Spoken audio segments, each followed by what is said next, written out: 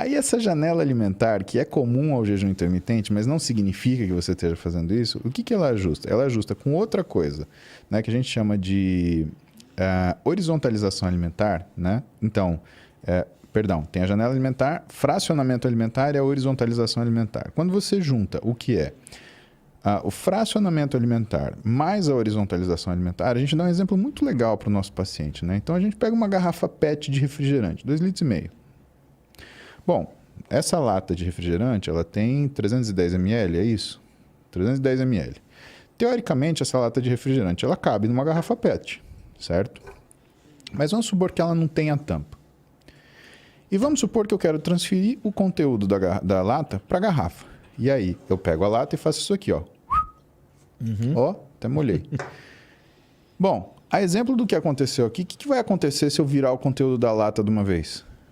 Muito provavelmente você vai derramar toda essa água e nenhuma água vai cair dentro da garrafa. Por quê?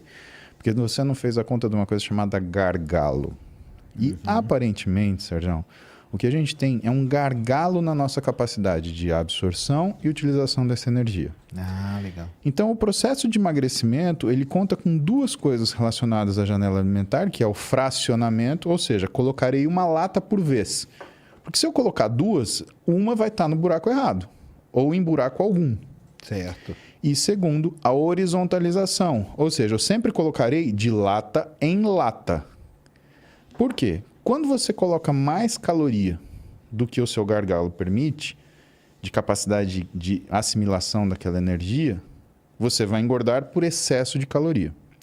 E quando você coloca menos, que é o erro de todo mundo que faz restrição alimentar. É cortar a caloria que você fala. Exatamente. E por que que isso é um erro? Né? Isso é um erro porque quando você faz isso, o teu organismo ele entra num modo estresse. E o que ele faz? Ele liga o modo economia de energia. E quando ele liga esse modo economia de energia e ele usa hormônios para fazer isso, esse é um estado que permanece.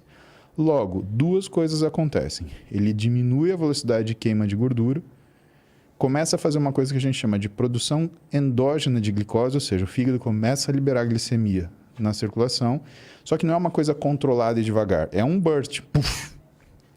Isso provoca um aumento de resistência à insulina, que é o hormônio que coloca a energia dentro da célula.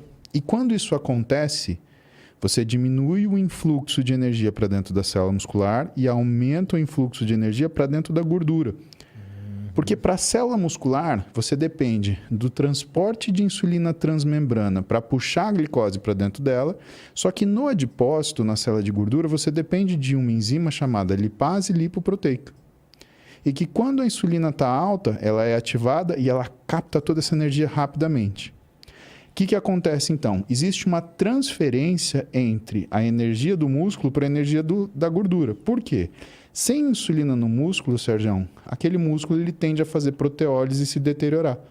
Isso libera energia na circulação, que a lipase lipoproteica ela vai captar e aumentar o adipócito. Isso quer dizer que você engorda quando você come menos também, porque você está transferindo no músculo para a gordura. Assim como quando você come mais, você engorda também. Por quê? Porque você está assumindo ali, né? Aquilo que você não consegue metabolizar. Sim. Então, esses dois conceitos, associado ao que é a garrafa de Coca-Cola, é a pessoa compreender que ela tem que comer de forma progressiva e em quantidades semelhantes.